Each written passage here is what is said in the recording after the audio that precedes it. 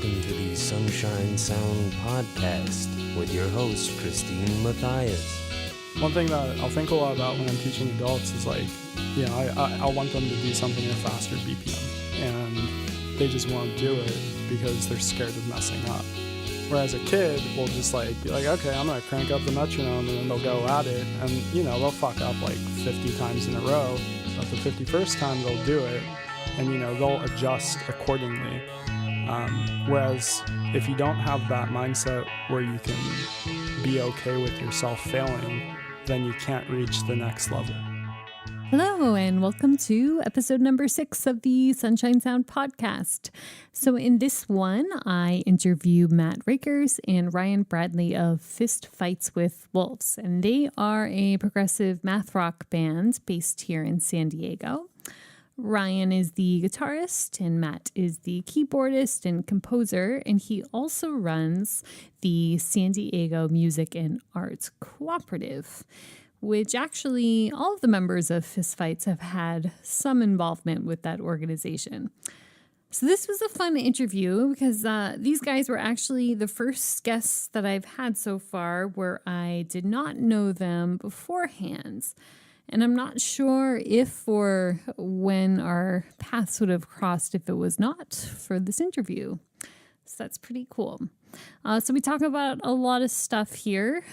We talk about what it's like to compose and practice and perform in a progressive rock band.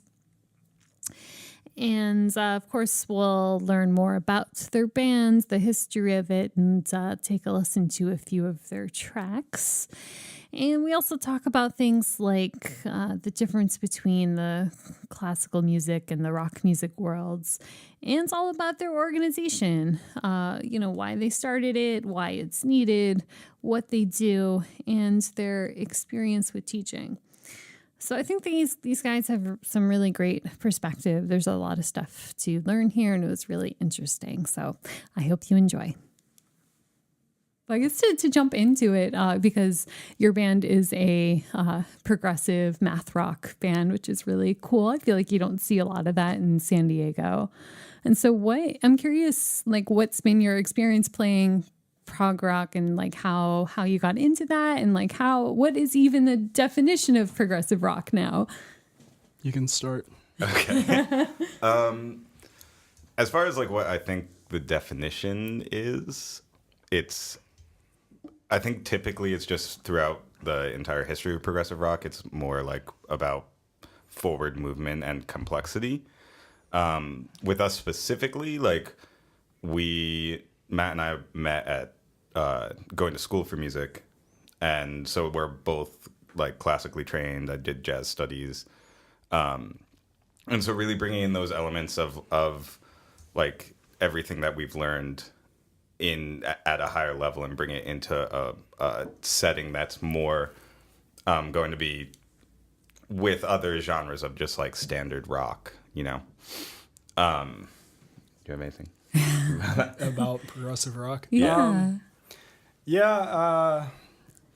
I mean, I grew up with it. I'm half Japanese, so my mother forced me to learn piano.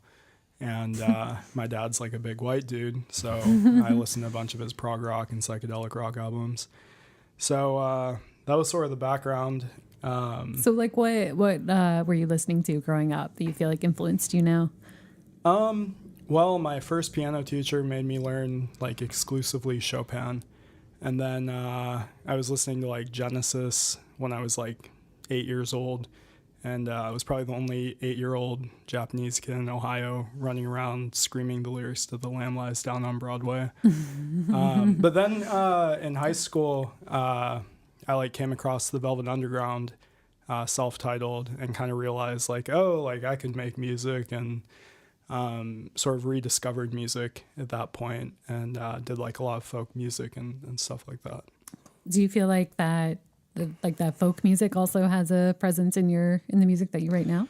Yeah, absolutely. I think that progressive rock and math rock have a tendency to be a little, I don't want to say too esoteric, but removed from the listener in certain aspects, whereas folk music maybe goes too far in the direction of being for the listener. And so it's nice to create those entry points within a piece for the listener to kind of gravitate towards something they recognize and then be subversive and put in, the weird shit. We're allowed to say shit, right? Oh, yeah. It's a podcast. It's Okay. just the Wild West. Not really. God fucking damn it. All right. Right on. Yeah.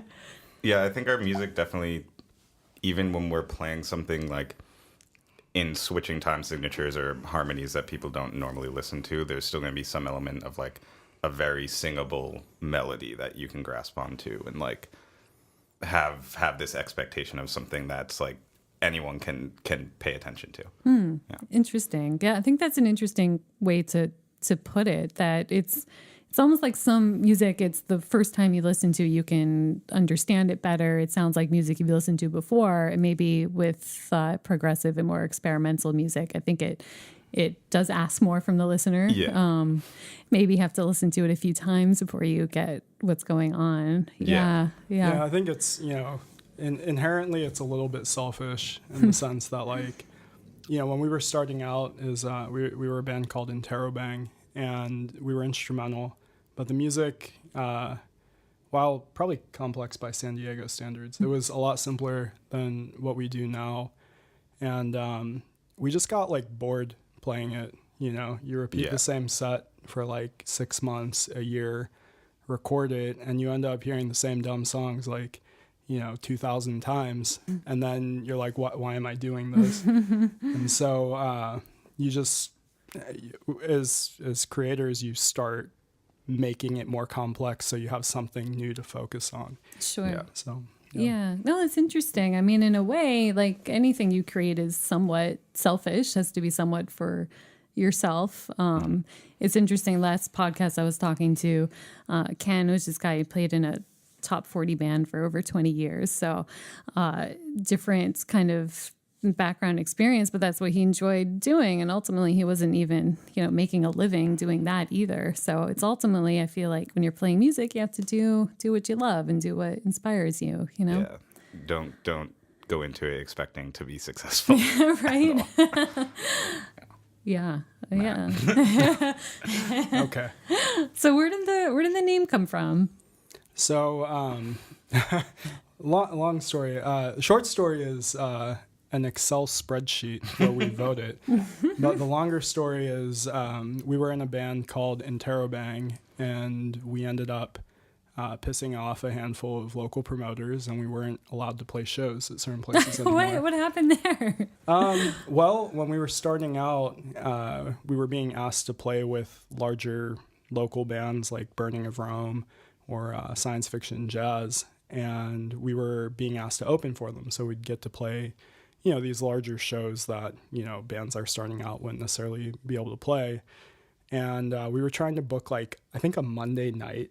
It was a Monday night. Probably. Yeah, the fucking Griffin. Yeah. Right, which had, usually 5 to 10 people on a Monday night. Yeah, and just a standard dive bar that happens to have a stage in it. Yeah. Sure. So the booker goes through our social media and sees that we're playing with these bigger bands. And he's like, yeah, you guys can open, but you have to get one of these larger bands to open for you, or else you can't play. To close. That's close. Was it to close? Yeah. Oh, yeah. So we were going to be the opener on a Monday night at the Griffin with Burning of Rome headline. Yeah. And he wanted you to get that was band the demand. That was the us to be or able to be when I asked him about it, he was like, or you can bring 100 people out. Oh, yeah. Which, is challenging for a dive bar. And I think that was our maybe 10th show. But so you said a booker, you had a booker for your band? There was a promoter. I'm for making quotes in the air, but there was a promoter. And so I emailed him back and asked him to clarify, and eventually he just was like, yeah, you need to do these things in order to play here. And I took our whole email thread with him and put it on our website and tagged all the bands, and that pissed off a lot of people. Wow! And so was that the promoter for that venue, or is it just someone? Okay. Well, I mean, what happens is a lot of the venues, at least this was 6 or 7 years ago, they were working with different promoters who would basically act as bookers. But what the promoters would do is they'd take 50% cuts from the bands. And so what some of them were doing is they'd book multiple shows on a single night and then take 50% cuts from multiple shows they wouldn't promote. And so the promoters were doing okay for themselves and the bands were making jack shit. Wow. So, yeah. San Diego. Is that still going on now, that practice? No, I mean, there's definitely been a change. Yes, I haven't experienced that, but I haven't been here that long. Yeah. I think back then it was more of like this kind of weird monopoly that a few people had over like the small music scene. It wasn't even like big venues or anything like that. And yeah, we had some people not book us because they told us that we were this other promoter's band. Like the promoters have like territories. It was weird. Like sometimes we'd try to go directly to owners and then we'd be referred out to the promoters and like but now it's a lot different. I think now there's definitely more owner run venues. Like Black Cat is great, Blonde Bar is great. There's quite a few places. Whistle Stop now. is always really cool. Yeah. But going back to how that created the name right. that long little road we went down. So we decided. Also, there was a bunch of other bands in the internet world that were popping up called Interrobang. So we decided that we should change our name just to like separate ourselves from what had been going on. There's other bands with that name? Yeah. Yeah. A lot of punctuations are very popular. Yeah. And then Excel spreadsheet came up and we all like submitted band names, right? Yeah. Well, originally I wanted Fistfights with Ghosts. Yeah. But specifically, this came up. Someone, I think it was Pete at the time, suggested something about Liam Neeson. He talked about Liam Neeson. He talked about Liam Neeson a lot. And it's dreamy. And the reference to the movie The Gray came up. If you're not familiar with that, it's about Liam Neeson is part of this like deep Alaskan oil mining crew, and they're coming back home and their plane crashes in the Alaskan wilderness, which is what we'd like to focus on. and anyways, they have to somehow try to survive with nothing, fighting off these wolves that start hunting them. So I made the joke, it's like dances with wolves, but fistfights with wolves. And then I was like, well, that's a dumb story, so let's make it about the promoters. That's great. Yeah. But we have a lot to say about Alaska and mining. There's wolves. Not enough progressive rock music about either topic. Yeah? Does that come up in your songs? Has it? Mostly. Mostly. Yeah, that's great. So like what your songs are really epic, I think is a good word for them. Like and so do you Matt, do you compose the entire, like you put together the lyrics, all the pieces, usually, or what does that look like? I take a photo of Ryan out of my pocket and I gaze deeply into his beard and I start writing. That's where most of my inspiration comes from. Yeah, my goal is to have a song for each of his beard hairs. Wow, it's gonna take you could be at it a long time. Eventually, your beard will bald too. No, so the songwriting process. So like, do you write? So when you give it to the band, like do you have all the parts written out for all the? It depends on the song. I mean, some of them are certainly more collaborative. We're pretty open-minded in the project, so. Like, Ryan might come with a riff and then we'll flesh it out and then I'll develop it, usually structure it, write melodies, lyrics, things like that. So on one hand, sometimes I will score a majority of the music. In other scenarios, we, improvise or jam around on it and that becomes the source material for the composition. Yeah, I think a lot of our first set of music was mostly just like improvising around an idea for the most part, and then more as time went on, it's definitely become a lot more like compose beforehand and then work on it as a group kind of thing. Yeah, I think it's like probably about 90% composition, 10% improvisation though. Yeah. Okay, gotcha. And when you say work on it together, is that the whole 8 piece working on it together? We do a lot of We'll just write, duo and writing. then I'll work a lot with the singers. The singers hate me. I usually write really awkward melodies with very little opportunity to breathe. And with no thought to their range. Oh man, Let's fuck them. that's harsh. Fuck 'em. And so the 8-piece that you have now, what is the instrumentation? Me on guitar, Matt plays keyboard and guitar. Then At the same time. With my teeth. We have Nathan is our bass player. We have Kevin and Billy are both our drummers. We have So two drummers. 2 drummers. Like also 2 full kit? 2 full kits. Yeah. And then 2 singers, Latifa and Anastasia. And then we just added our saxophonist, Malcolm. Nice. Yeah. Yeah. And has it always been that size? You said you just added the saxophonist, No, but I mean, I think when we first started out, we were doing shows as a 2-piece using oh wow, that's a big change. Yeah. delay pedals and loopers. This was that was like a long time ago. But, Yeah. And then we've bounced back and forth between probably usually a 5-piece, sometimes a 3-piece, sometimes now an 8-piece. Yeah. But eventually we'll be a 10-piece and then Really? a 20-piece, and then we'll just What? assimilate love- everyone. Yeah, this project it's mostly we've been like working with the musicians that we have available, you know. And I think since we've stuck at it so long and been in the community so long, like the options that we've had has been like growing.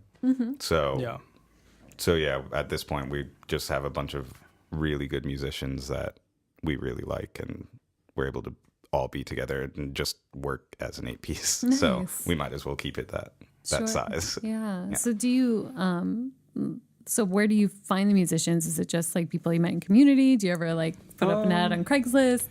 Or Well, yeah. I guess this is where we can segue a little bit into the studio. Oh yeah. But yeah, every musician teaches for or has taught for the San Diego Music and Art Cooperative. Oh yeah, cool. So, and we basically just pull people from like the local universities. Yeah. So, What do you mean you pull people? Like you reach out to them? yeah, sometimes. I mean, we like hiring friends of friends, and there's a lot of nepotism. There is in every company, I think. But yeah, right now it's nice because there's a really good practicing environment. So all the individual musicians and the artists we have in the studio are like working hard at their crafts. And so we tend to get like a more serious type of musician that we get to work with. Yeah. Cool. So go ahead. I was just gonna say that like, yeah, we have the musicians are the teachers, but we also like the space encourages like being creative and like not just using it to just to teach, like be able to go there to practice, be able to go there to write, be able to go there and like Catan. play Catan. That's probably the most important part. Yeah. What is that? Oh, Settlers of Catan. She doesn't know how to sew. Oh, no, I think I've heard of this. Okay. It's all right. Board game. Okay, cool. Yeah. So take a step back and tell us like what is the San Diego Music and Arts Cooperative? So this is a project I started basically in response to a lot of the more exploitative music studios in town, in which they were basically paying, teachers really small commissions on the hour for their work. And artists were getting paid hourly wages instead of commission, so they were making a lot less. And so, it's hopefully as it grows, it will become more of this, but I want to facilitate being able to create careers for independent working musicians and artists so they could compete with the more exploitative studios. Very cool. So you have lessons, the kind of the core of Lessons what it's is the core. We do about between 220 and 250 lessons a week right now. Nice. And we have about 15 instructors. Wow. So are the instructors like working full time for you? Some of the teachers are working more. Currently, I think there's myself, Jessica Siemens, and then she's an artist, and a few other artists and musicians are getting close to that point.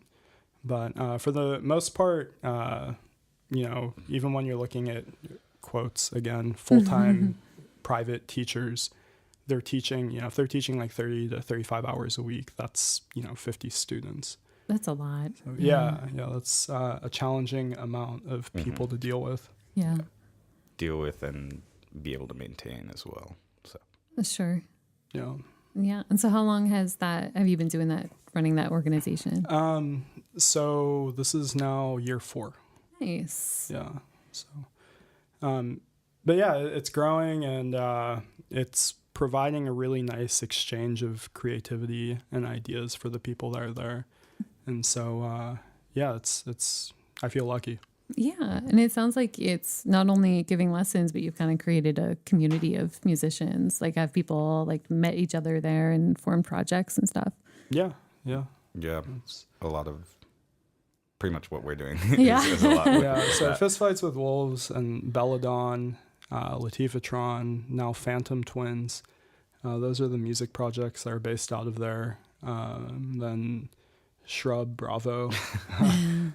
You should have him on this podcast. Yeah? That would be Yeah, ridiculous. Cool. Yeah, actually, that would be awesome. Yeah, you probably just let him talk for like an hour. But yeah, there's a number of projects. This summer we're hoping to get jazz combo going, and hopefully in the fall classical ensemble. Awesome. Cool. And where is it? It's located off of Miramar Road, Nice. right by the 15. Cool. And so, do you also have like practice space or? Yeah, Yeah. it's a 4,000 foot space, and we have a 2,000 foot warehouse where we throw events and like recitals and things. Our next event is Cinco de Mayo. We're doing a fundraiser for the San Diego Food Bank. Cool. That's really cool. And we also do art shows. Like it kind of doubles as a gallery. Yeah, Nice. so the May 5th event is going to be loosely themed around rebellion in honor of Cinco de Mayo. But Nice. Honeychild is coming down from Los Angeles. They're like an all-girl chamber folk group. Yeah. Were they Cool. like 6 apiece? 5 or 6? I think they're 7. 7. Yeah.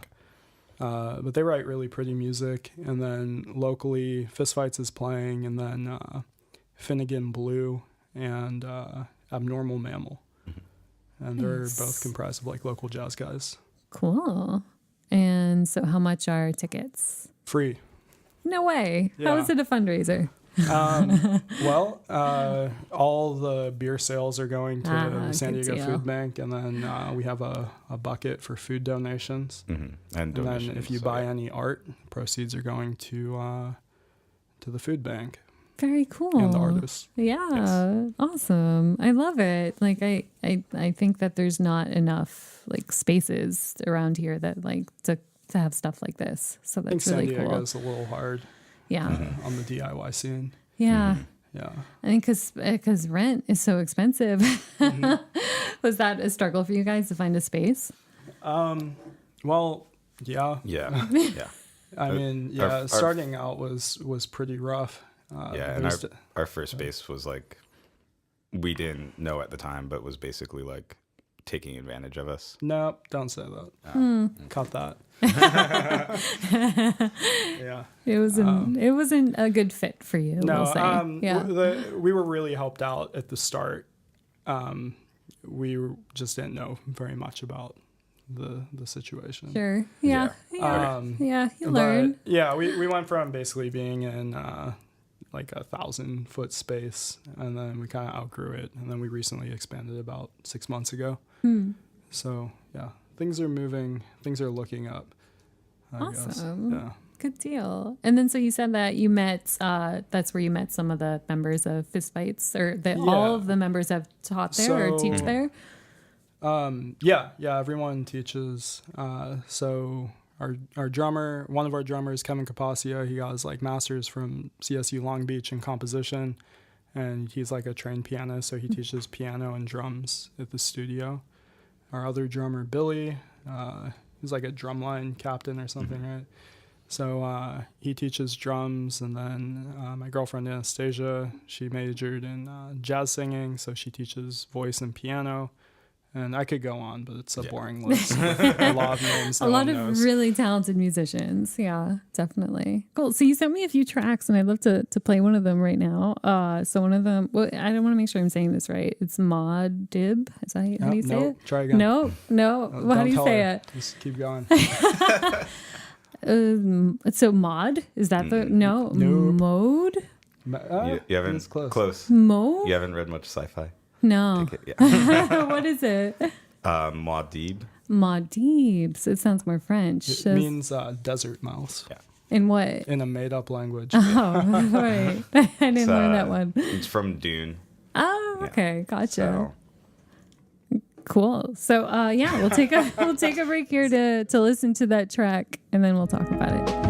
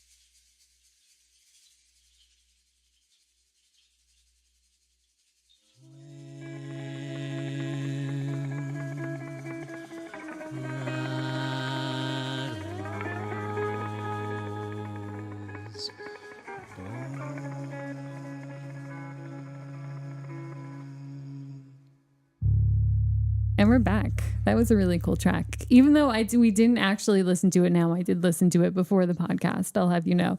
And I would say it's another really epic piece. I feel like everything I've listened to from you guys is epic. Well, they're long. They're definitely long. Maybe that's a another really word. nice way of saying long.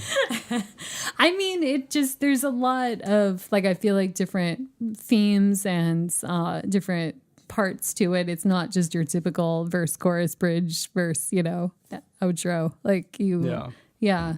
It's I think it's more structured kind of like a classical piece, which I think kind of makes sense with your background. Yeah.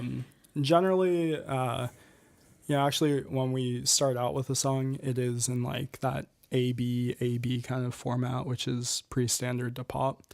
But that's a really nice launching point for everything else. And so Maldives structurally, there's Ryan's intro where he's doing those nice chords over... volume swells. Is that what we're calling it? Yeah, that's what it is. It sounds kind of like a chordal melody, but if you want to call it volume swells, that works too. But he does that, and then we launch into this verse, which is where we introduce the time changes. And so we're doing a 3-cycle rhythmic group where we're in, 4, 4, and 5? 4, 4, 5, yeah. Yeah, and I really like those stutters because it kind of forces the listener to pay attention to things that might otherwise seem conventional.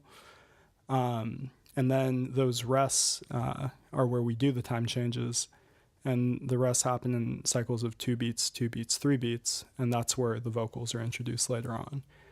So like having that space and then having it filled out is really nice.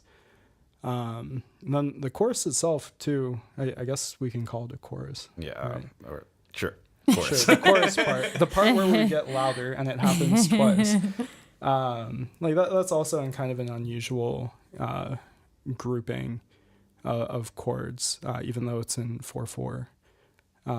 But after that, I think it's pretty conventional, even though we go into the weird like desert music. I don't know if that's conventional, but It seems conventional. It's like we repeat the same thing a bunch of times. it's just a repetitive groove going on. Yeah, which is also unusual for our set.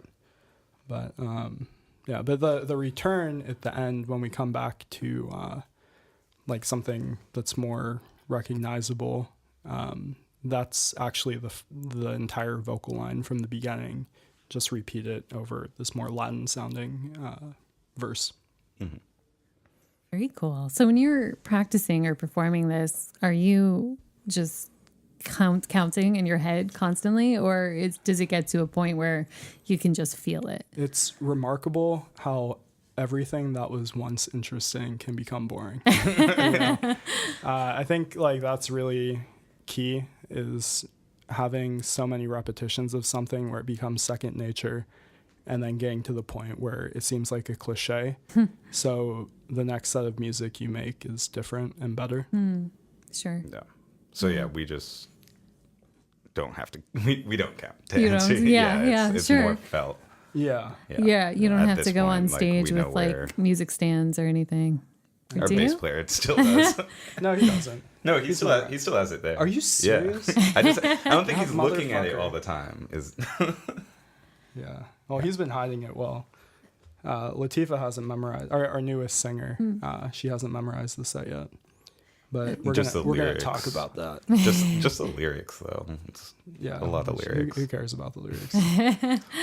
But do you think like making that transition from, or if it was a transition, but going back and forth between like kind of classical music and rock music, like classical music, you like always have a music stand in front of you. Like, do you think that was challenging to go to rock music? I think that the more challenging aspect is it makes you kind of alienated in both situations. Where, the classical musicians are like, why aren't you playing classical music? Like, you have the skill set. And the rock musicians are like, why do you know stuff? Don't know stuff. It's rock.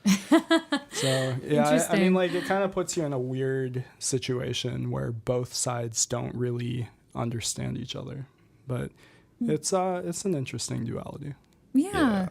I mean, for me, coming from Guitar is mostly kind of have to memorize a lot of what you're doing in order to actually like be able to execute everything, because you need to actually have your like visualize your hands a lot more. So you can't be looking in two places at once. So I'm more used to just memorizing whatever I'm playing. So there's that. That's more natural for me, I guess. Sure, and that makes sense. Yeah. I think like when you, at least for me, when I memorize music, it's like you can just experience it more. I feel like the music stand could be kind of a crutch if you have it for too long, but I don't know. It's interesting. I mean, like memorization is certainly a large aspect of doing, advanced classical music. Certainly there's plenty of things you can't do without memorization, but also the way you interact with a score changes as you go into more complex things. For example, when you first start learning a piece, your interaction with the sheet music is going to be entirely different than 3 months after you've looked at it every day. And certain things, compositionally will jump out at you and structurally will jump out at you that perhaps in memory can be lost. That's not to say that isn't a valid way of doing things, but, being able to see like the architecture of a section versus being in the moment with a phrase is completely different. And being able to plan out how you're going to phrase something throughout the course of like 20 pages versus like, a couple minutes is different. Yeah, no, that's interesting. And so do you still play any classical music and any other projects? Oh, not in projects. I study classical music for myself and for teaching. So like last week I started working on another Bach prelude and fugue, and it's not because I'm going to go out and perform a Bach prelude and fugue. It's because, I want to push myself. And I think that's the trait everyone, at the studio has in common. Yeah. For the most part. Yeah. No, I think that's great. I think a lot of musicians can kind of like they get up to a certain point and then there's different ways to approach music, so there's not anything wrong with it. But I think that for some musicians, they get to a certain point, they have the songs that they're comfortable with playing, and they're good with that. But it sounds like you guys are the type of musicians that want to continually push yourselves. Yeah, just like not good enough. Oh man. Yeah, I mean, there's no matter how good you get, I think there's always someone out there better. There's always a different composer who's doing something that you can't do, and you have to like take that time to actually like reflect on that, and if you want to gain those abilities, it takes practice, so I mean, I don't think that I'll ever want to stop continuing to learn new pieces or learn new styles or anything like that. Yeah. Do you for either of you, do you think there are certain things that you're not great at now or don't know how to do that you're really trying to learn how to do? I mean, there's always things we're working on. At this point, I don't feel like I did when I was like 19 and writing music, where it's like this big task that seems really hard to do. There's a lot more flow and it's a lot more organic. So, if I sit down and I say, okay, I'm going to write a piece, then I can write a piece. And it just comes out a lot more naturally. But I think, maybe the first 150 or 200 pieces of music, it was more challenging than it is now. Yeah. And do you think that the learning music as an adult is different than it was when you were a kid, or like trying to learn new skills, or even like working with your students that you have? Like, what do you think the difference is between adult students and kid students? I think it's the tendency to be more aware of seeing things down the road. I guess that like a lot of students are like, why are you making me do this? Like what, like you keep telling me, I keep telling you to put your thumb on the back of the neck every lesson, and then they don't do it because they don't understand that, you have to build that habit, and that you are that's going to benefit you later on. They're just doing what's comfortable. Whereas an adult, I think, will listen to you and understand that you, as a teacher, like I've gone through all of that, and like I'm giving you this information because eventually you're going to need to use it in a certain way, you know? So I think that's it. Like, I think kids have a tendency not to really look past what they're doing day to day, you know? Right, So. right. Yeah, I think with adults, a lot of times they're looking for like cheap psychotherapy, you know, whereas with children, you can actually like really build a musician. And it takes a lot of years, and it helps if you have Asian parents. But yeah, adult students can be very satisfying if they improve. But there's usually a lot of ego involved with adults and preconceived notions of things. And a lot of times, even if they don't know a lot, they're very proud of what they do know, and it creates lots of problems. Yeah. But kids are cool. Yeah, I think sure. also, with kids, a lot of it has to do with kind of working on teaching the parents too. Because Apparently there isn't a test for that. It does your junk work. Right. yeah, Yeah, and it's also been my experience with doing a little bit of teaching at music camps that like kids are kind of in the mind frame of like, I'm not good at anything, I'm a kid. And like adults, it's like they expect like, I'm an adult, I should know how to do everything. So it's kind of like you have to remember what it's like to be a kid again. And I think that can be hard for some people. Yeah, kids, they take risks that adults don't take. And like one thing that I'll think a lot about when I'm teaching adults is like, you know, I'll want them to do something at a faster BPM, and they just won't do it because they're scared of messing up. Whereas a kid will just like be like, okay, I'm going to crank up the metronome, and then they'll go at it, and you know, they'll fuck up like 50 times in a row, but the 51st time they'll do it, and you know, they'll adjust accordingly. Whereas if you don't have that mindset where you can be okay with yourself failing, then you can't reach the next level a lot of times. So it's kind of a weird dilemma, and it's something you can't really teach. You can like maybe facilitate a realization, but more often than not really. You know, That's interesting. I mean, I wonder if there is a way to be aware of that as an adult and push yourself knowing that it's there. I'm not sure. I think maybe call their parents. also like a lot of, if you're just getting into music as an adult, you don't always have a background of performance where you've gone through the kind of cycle of having to perform and being nervous in front of other people and like making mistakes, and like, no, it's fine, you're still alive, like everything's fine. So Is it, Ryan? so yeah, I think there's that mindset that you need to get over is, it's going to be okay to do something wrong. Yeah. So do you guys, what with your bands, it just seems like there's little room for mistake. Yeah, we're usually pretty mean to each other. There's mistakes.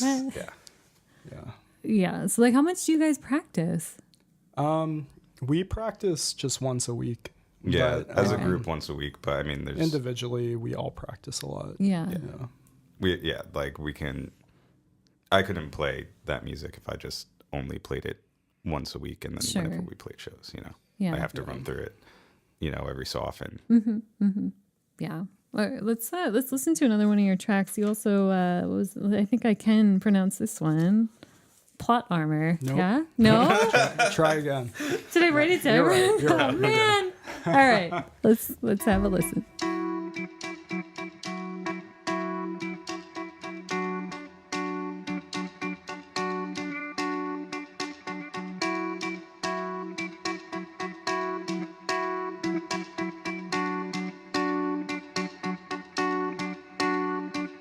Something dirty dragged from my shell with screaming. Are we speaking, or are we simply feeding secondary sequential chanters chanting whispered ghosts there, shallow conceits repeating?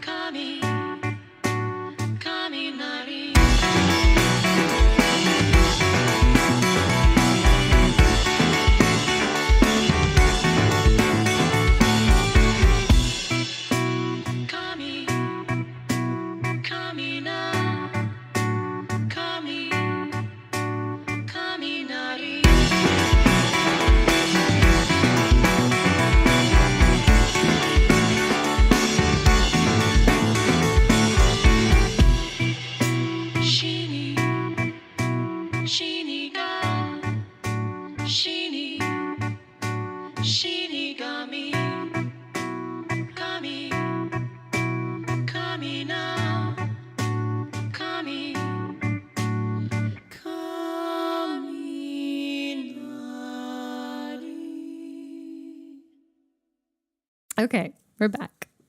All right, that was a cool track. So tell me about that one. So do you know the piece Clair de Lune?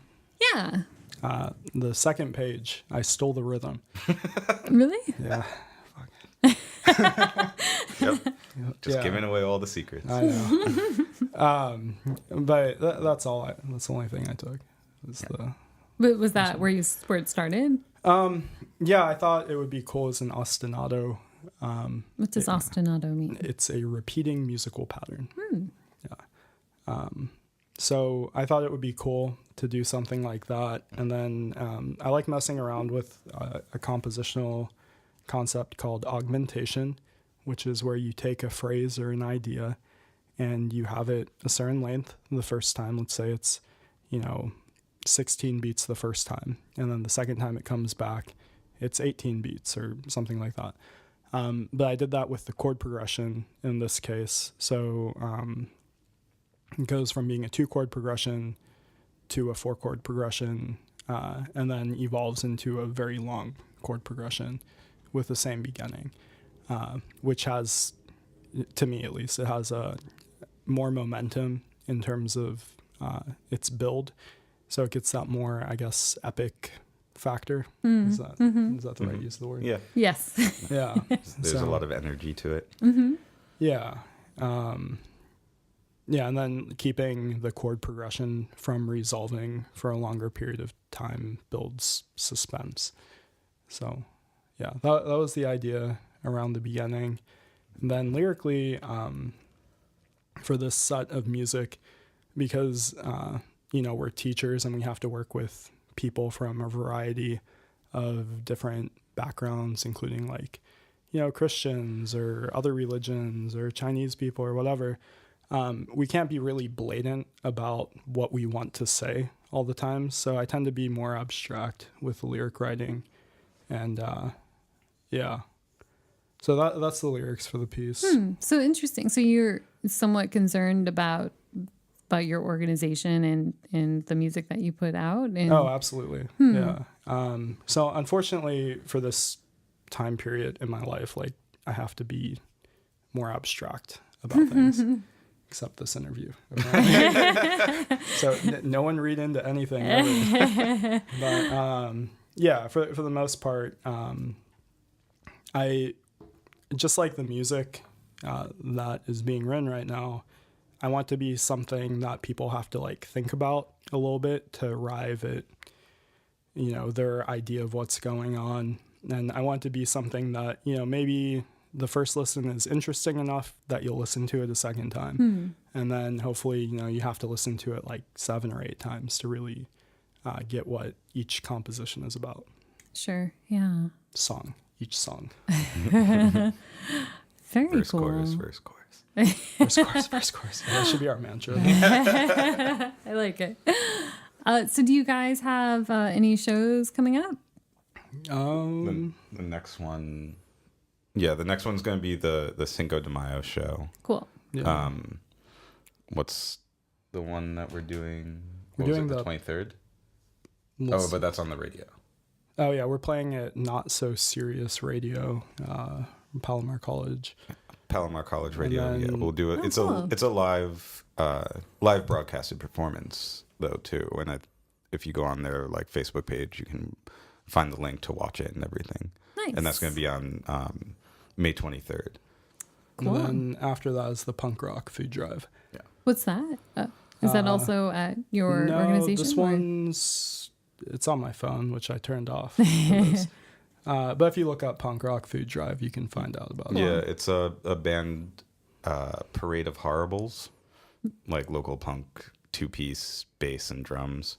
They've been doing, I think this, I don't know how many I think years. it was like this is their 16th event or something. They've raised like $25,000. Yeah. Oh. So they'll And- usually partner with, I think it's always with breweries, and they'll just do have people come in, same thing, food drive, bring donations, bring food and everything, and hang out at a brewery. Nice. Yeah. So what is that like? do you guys usually play with like punk bands or like, because there's not a lot of progressive math rock bands in San Diego?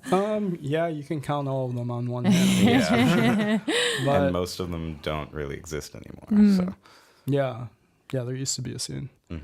I guess we just play the same venues. But it's kind of nice doing that. With classical music, when you go and play a venue, there's this whole like series of things you're supposed to do when you see a classical performance, like not talk when the performer is performing, which maybe is a good thing anyways, but then you clap when they're done. And if you see an orchestral performance, you don't clap between movements, but then at the end you have to do like everyone stands and does a standing ovation, and then they do an encore, and it's just like all contrived bullshit, right? And it takes away from the artistry of what those performers are doing to have this like ritual surrounding it that's just goofy, that no one, well, maybe some people genuinely feel it, but they're like 300 years old. So it's nice doing music that elicits a real response from real people in a real place. And so doing this kind of music in like dive bars is more challenging in some ways, but in other ways it's about getting an organic response. Yeah. Sure. Yeah, like going back to the last song that we just listened to, like Plot Armor, there's towards the end those like spaces that we have, and also in Maudib the spaces at the beginning, like no matter where we play at a bar, like you're gonna hear people talking in those spaces. You're gonna hear like conversations going on, people not paying attention, and that's like I would rather hear that than just like dead silence or anything. Like I want people to be like experiencing the movement, the music organically. When we do hear silence or applause, it's genuine. Yeah, it's not out of expectation, so you can take it seriously. Yeah. I like that perspective. It can be hard to be ignored when you're performing, but at the same time, it also can be hard to feel like everyone's only paying attention to you because they have to. Yeah, it's a good perspective. I nodded. Oh, cool. So if people want to learn more about your organization, where can they find it? The internet. Yeah, I've heard of that. Yeah. It's in the ocean where we throw our trash. No. You know what? If you would like to know more about Fistfights and you haven't deleted your Facebook, you can go on Facebook. Same thing with the San Diego Music and Art Cooperative. And that's where we post most of our events. We're also on the Instagram. And are we on anything else? Wolves. Yeah. Can I give them your address if you want to show up at Ryan's house? Yeah, just come hang out. We're on Spotify. We're on Bandcamp. Both of those, just look up Fistfights with Wolves for the music. Yeah. iTunes. We are on Ooh, iTunes, right? fancy. And SoundCloud. YouTube. Ooh. Yeah. We got all that stuff. And now this podcast. Yes. And a podcast. Yes. Listen to the podcast 3 times. And then San Diego Music and Art Cooperative. What's the web address? Oh, SDMAC.com. Yes. Awesome. All right, good deal. Thanks for coming to the studio, you guys. Thank you. It was great. Yeah, thank you for having us. That was short. Thank you for listening to episode number 6 of the Sunshine Sound podcast. If you like what you heard, you can find more episodes at sunshinesoundcenter.org. We're also on iTunes, and you can subscribe on there. You can check out some updates and other stuff on our Facebook page and on Instagram. We also have a Twitter that we don't update too much, but you can look at that too. And if you want to contact me, you can email me at Christine with a C at sunshinesoundcenter.org. That's all I have for you today, so I hope you have a good one, and I'll talk to you again soon.